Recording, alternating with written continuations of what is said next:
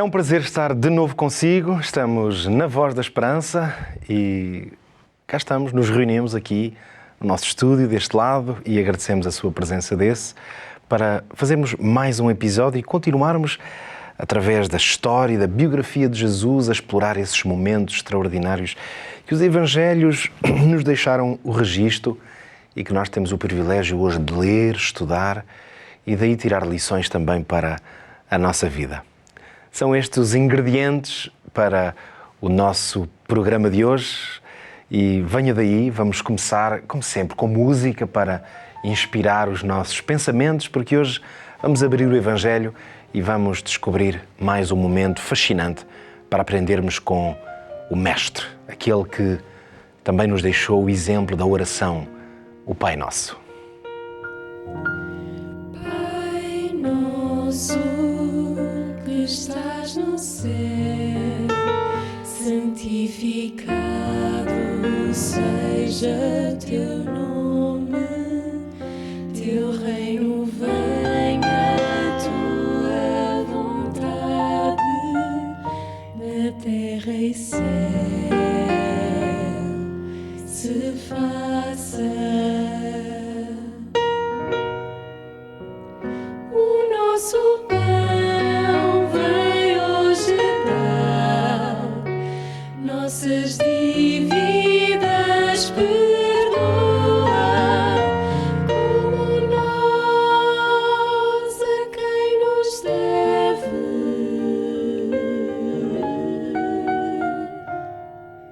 Mas livra-nos das tentações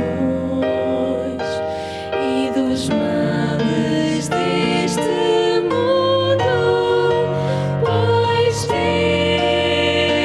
é o reino, o poder e a glória para sempre.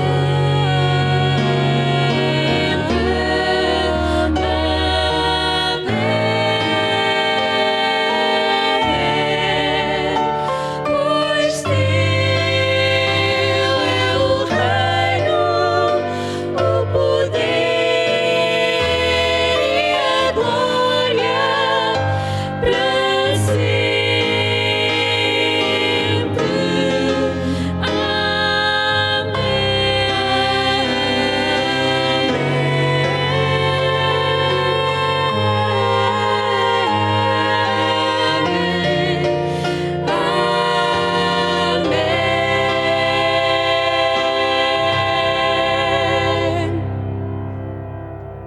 Hoje quero já partilhar consigo uma oferta especial que tenho aqui nas minhas mãos, um guia de estudo, na forma de uma revista, mas com um conteúdo extraordinário. São 10 capítulos, pequenos capítulos, com diferentes áreas de estudo sobre esta temática para que os que se interessam pelas questões espirituais e também o futuro da nossa vida, pode ser uma questão muito pertinente.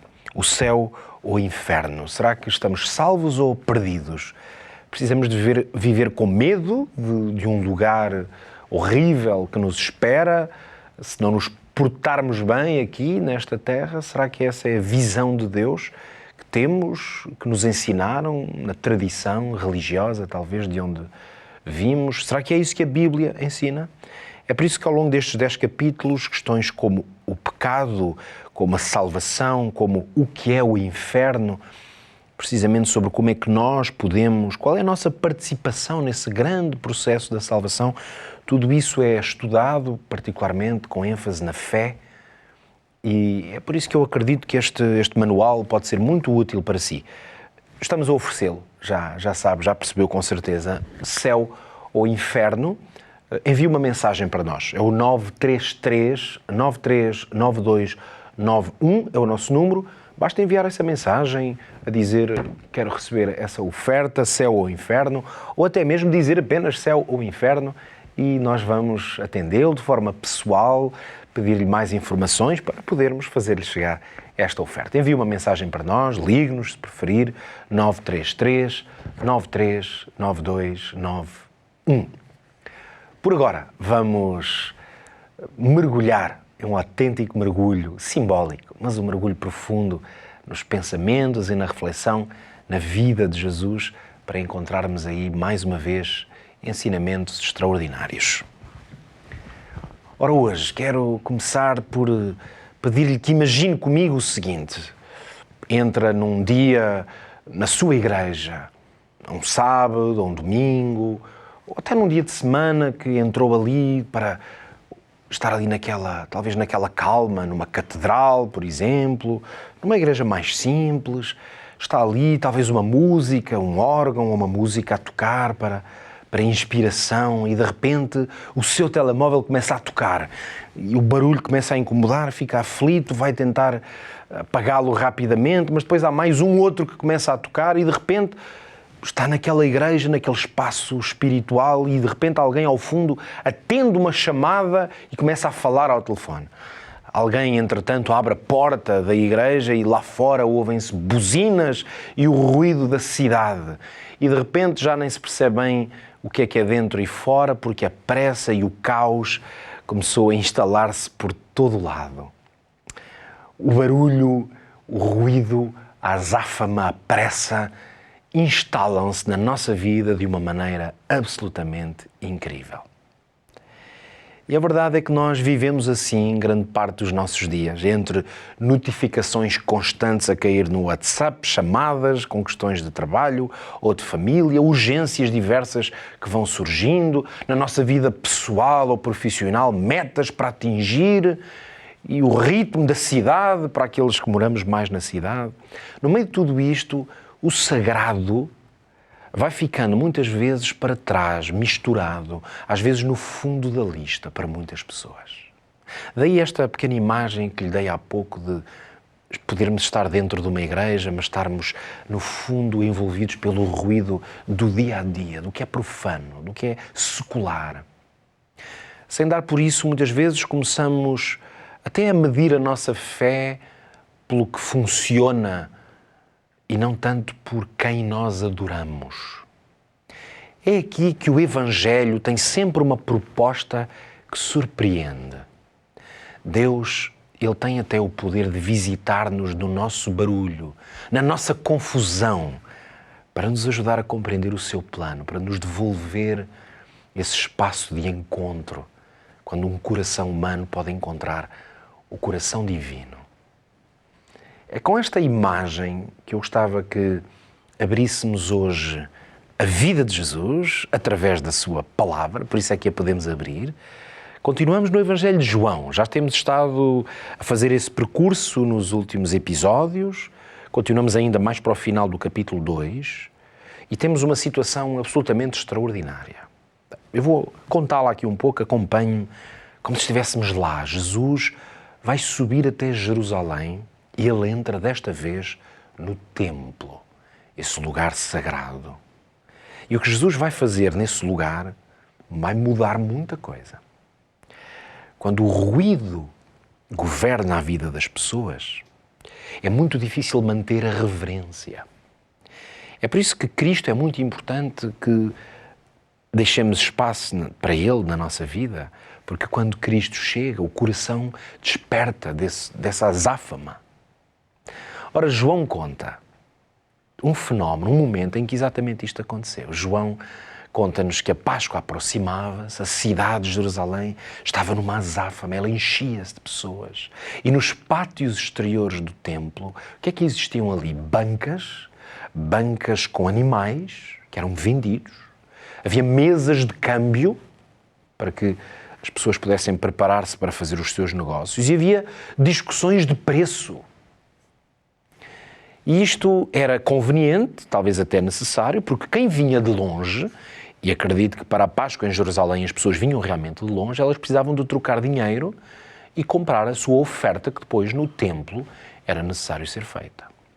Mas o que começou a acontecer com o tempo, e particularmente neste dia em que Jesus ali chega, a realidade era esta. A conveniência, estas necessidades concretas e logísticas abriram a porta ao que poderíamos hoje chamar de extorsão. O som das moedas e da azáfama do negócio começou a abafar o som das orações. da busca por Deus. O útil, mesmo que necessário, mas o pragmatismo de ser preciso ter uma solução para os problemas que eram concretos, começou a ocupar o lugar do que devia ser santo e solene. Ora, Deus tinha dito, já desde o Sinai, que onde Ele se manifesta, o que é que esse lugar se torna? Santo. Por isso é que o templo foi chamado, desde o seu início, casa de oração para todos os povos, como está lá em Isaías 56. O templo nunca foi chamado de feira.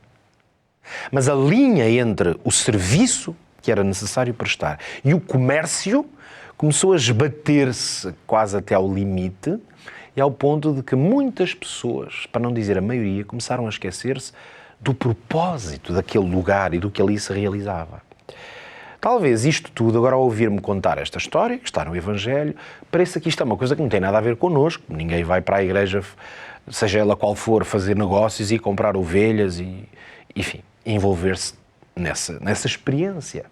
Mas eu hoje queria dizer-lhe que talvez esta história esteja mais perto de nós do que pode parecer. Porque quando a nossa fé, a nossa espiritualidade, ou a nossa igreja, a nossa relação com uma igreja, quando ela se mede por tráfego, por likes, pelo dinheiro que se pode arrecadar numa doação, por projetos que se erguem, por edifícios, então nós corremos o risco de que aconteça algo muito semelhante connosco. Usar Deus para chegar a um fim que nos parece e que se torna maior do que o próprio Deus ou o nosso encontro com Ele. E quando isso acontece, então a presença de Deus torna-se um produto. E o mundo da religião, diga-se a verdade, está cheio de histórias e contextos em que ela própria, a religião, o encontro com Deus, torna-se o produto. A pior profanação, portanto, não é o barulho no templo. É quando essas experiências e acontecimentos têm o potencial de calar a voz de Deus no nosso coração. No meio de tudo isto, voltamos à história, Jesus entra. E quando Jesus entra naquele lugar, naquele templo, ele não vê só mesas e moedas. Jesus, na verdade, está ali à procura de vidas.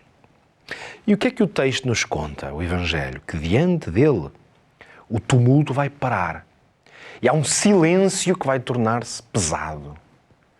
Aquele momento tornou-se como estar diante de uma audiência, ou numa audiência diante de um juiz. E perceber que este juiz é capaz de ler a alma, ler a vida e o mais profundo. E Jesus vai fazer esta tremenda declaração. Não façais da casa do meu Pai uma casa de negócio. Jesus não se pôs a discutir. Ele tinha como propósito, nesta palavra, restituir àquele lugar e àquelas pessoas o seu verdadeiro propósito.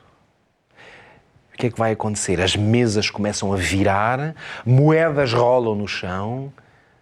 Jesus tem uma intervenção surpreendente, chocante para muitos, mas ninguém ousou sequer resistir. Talvez alguns se tenham lembrado do Salmo: o zelo da tua casa me consome.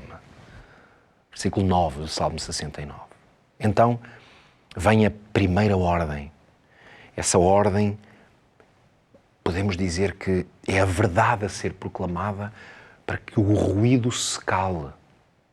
Para que aquela casa, que é a tal casa de oração, volte a ser aquilo para o qual ela foi feita, ser essa casa de acolhimento para o povo de Deus. Será que não é connosco assim também? Às vezes não precisamos de mais argumentos. Precisamos da voz de Jesus, que quando fala a nossa vida, recoloca tudo no sítio, especialmente as coisas que estão desarrumadas e confusas na nossa própria vida. Quando Jesus fala com autoridade, então os ídolos todos, na nossa vida mesmo, perdem coragem, perdem espaço. Ora, o que é que os líderes vão fazer diante desta ação de Jesus que começa a levantar as mesas e a virar aquelas moedas e aquele negócio? Muitos fogem, afastam-se, ficam talvez os mais pobres, os mais esquecidos. E aqui a cena vai mudar de tom, porque o mesmo Jesus, este Jesus que veio purificar, ele também é o Deus que cura. Então ele inclina-se, ele toca, ele escuta o clamor. É diante da presença de Jesus que os mudos falam, que os cegos veem, que os coxos voltam a caminhar. Então podemos dizer que a paz voltou a pousar naquele templo. Porque santidade, vontade de ser santo e compaixão estão sempre juntas. Cristo começa então a limpar, a arrumar, não para se exibir, mas Jesus limpa para dar lugar às pessoas e, sobretudo, à presença do Pai. Porque se a nossa pureza não abrir espaço àquele que está cansado, então, acredite, isso não é pureza, é orgulho. E o orgulho espiritual talvez seja o pior de todos. Este templo que Jesus limpa agora é o mesmo onde feridos vêm para encontrar essa casa, esse lugar de abrigo. Os líderes regressam, conta a história, estamos em João capítulo 2. Esses líderes religiosos responsáveis por aquela confusão que ali se passava, eles dizem a Jesus: com que autoridade fazes estas coisas? E Jesus vai responder com um autêntico enigma, onde mais uma vez encontramos como que uma semente do Evangelho. E Jesus disse: derribai este templo e em 3 dias eu o levantarei. Uau! Resposta completamente surpreendente. E estes homens meio desconcertados, sem perceber o que é que ele quer dizer. Porquê? Porque eles pensam no edifício, claro, no templo, no lugar físico. E Jesus está a falar de quê? Se calhar já percebeu, do seu corpo. Porque ele é que é o verdadeiro templo. Jesus, na verdade, estava já profeticamente a apontar para que realidade? Para a cruz e para a ressurreição. E Jesus fazia isto porque há uma grande verdade que já estava clara no coração de Jesus, mas que ninguém sabia ainda. Mas nós hoje podemos afirmá-la. É que sem o Cristo vivo, todo o ritual religioso é insignificante e não tem qualquer sentido. Por isso nós podemos ter incenso, podemos ter tradições, podemos fazer tudo o que quisermos, mas sem o Cordeiro não há altar. Esta é a mensagem do Evangelho. Sem o Cristo ressuscitado, ou seja, o Deus que está vivo, não há culto, porque não há ninguém para adorar. Por isso é que a Igreja, a vida religiosa, ela não vive de eventos. Não vive sequer de templos e lugares físicos, mesmo que possamos lá ir e que seja muito benéfico. Mas a verdadeira religião vive do Cristo que venceu a morte. E quando Jesus morreu, talvez se recorde o que é que aconteceu. O véu do templo, diz as Escrituras, que rasgou-se de alto a baixo. Ou seja, a sombra, que é o que era o santuário, e aquele véu, essa sombra se deu lugar ao verdadeiro, ao corpo. E por isso os nossos olhos levantam-se e podem dizer aquilo que mais tarde o apóstolo iria escrever aos Hebreus: o verdadeiro tabernáculo que o Senhor erigiu ou levantou, não o homem. De quem é que estava a falar? Cristo. Ele é que é o verdadeiro tabernáculo. Por isso é que ele também é chamado do sumo sacerdote. Aquele que entrou uma vez e para sempre no lugar santíssimo, ou seja, ele entrou na presença de Deus para com autoridade ele ser o Senhor. E ele entrou ali com o quê? Com o seu próprio sangue. Os sacerdotes aqui entravam no templo, lá em Israel, com o sangue dos animais. Jesus foi com o seu próprio sangue, porque esses resultados eram eternos. E é por isso, também em Hebreus nos explica tudo isso, que hoje Jesus vive a fazer o quê? A interceder por nós. Eu estou a fazer aqui uma pequena viagem, porque estou a fazer uma ponte, claro, entre o que Jesus fez no templo e essa correção no templo e o que hoje acontece no templo. Ora, a pergunta que eu tenho para te colocar é a seguinte: o que é que saber isto muda numa segunda-feira da nossa vida normal, no nosso trabalho, no nosso cotidiano? Eu acredito que muda muito. Porque a sua oração, feita na cozinha, enquanto corta cebolas, o seu suspiro por Deus, quando está no trânsito, no seu carro, A sua lágrima à noite derramada na almofada enquanto medita sobre a vida e como as coisas estão confusas na sua vida. Todas estas coisas, feitas em qualquer lugar, entram numa sala, num lugar onde Cristo está a ministrar. E isto faz uma grande diferença, porque o culto aqui em baixo é um culto que está baseado no ministério que Cristo tem lá em cima. Essa é a verdadeira religião. Ou seja, aqui na Terra, a Igreja, ela só é forte, só tem algum significado quando ela vive ligada ao santuário do céu, ou seja, o lugar onde Cristo está. Desde sempre, Deus quis habitar com o seu povo, isso nós sabemos, desde sempre.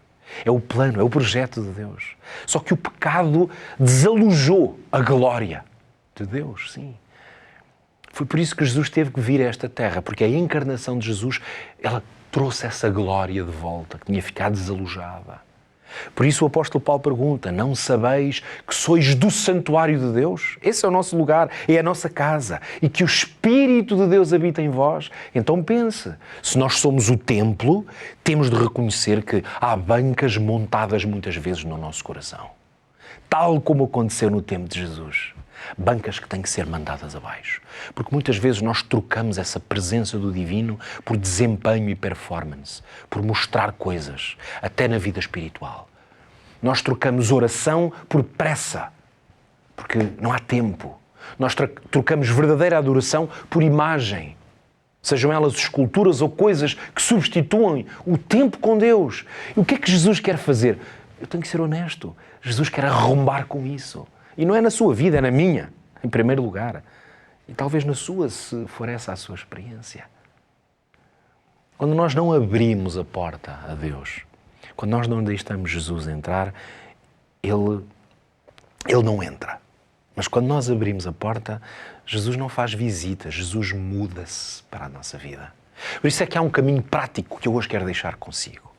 Separa um tempo real, um tempo para silêncio, que é tempo com Deus, para calar os outros ruídos, não é calar a voz de Deus. Prepara 5 minutos na sua vida que sejam honestos, profundos.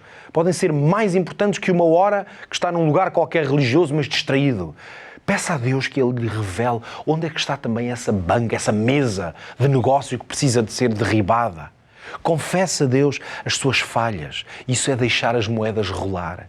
Ofereça o seu corpo.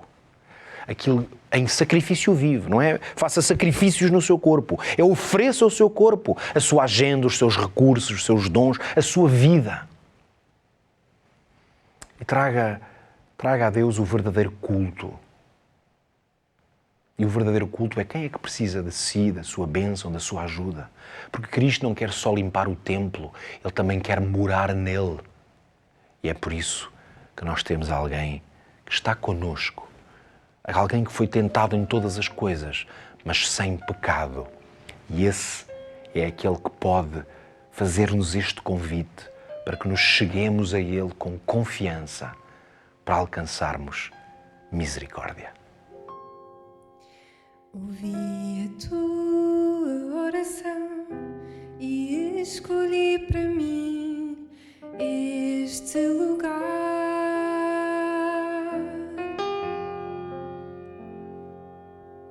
Se eu fechar os céus e não houver chuva a cair, ou se ordenar às nações que te consumam, ou se enviar a peste entre o meu povo, e se o meu povo que se chama pelo meu nome se humilhar e buscar a minha face e se convertir dos seus caminhos, então ouvirei e dos céus eu perdoarei. Sararei a sua terra, pois abertos são meus olhos à oração.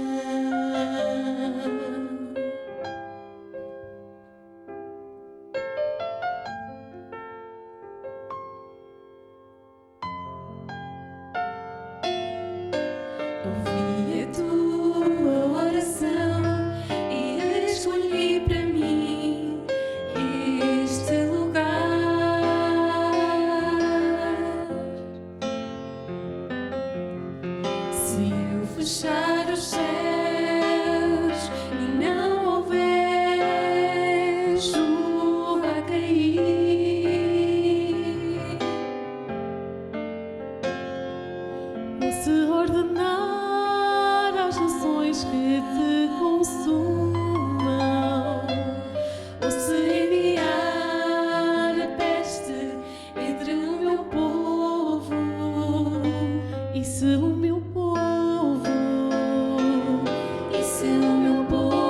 que se chama pelo meu nome se humilhar e buscar a minha face e se converter dos seus caminhos, então eu ouvirei e dos céus eu perdoarei. Sararei a sua terra, pois abertos são meus olhos à oração. E quanto a ti, se andares diante de mim, como andou teu pai Davi, E fizeres como te ordenei, e guardares os meus estatutos e os juízos meus, e se o meu povo que se chama pelo meu nome se humilhar e buscar a minha face e se converter dos seus caminhos, então o ouvirei e dos céus eu perdoarei. Sararei a sua terra, pois abertos são meus olhos à oração.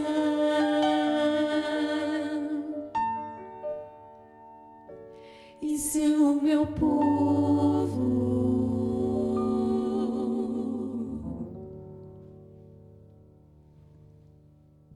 Neste autêntico apelo que ouvimos, se o meu povo, que se chama pelo meu nome, se humilhar, então Deus vai abençoar.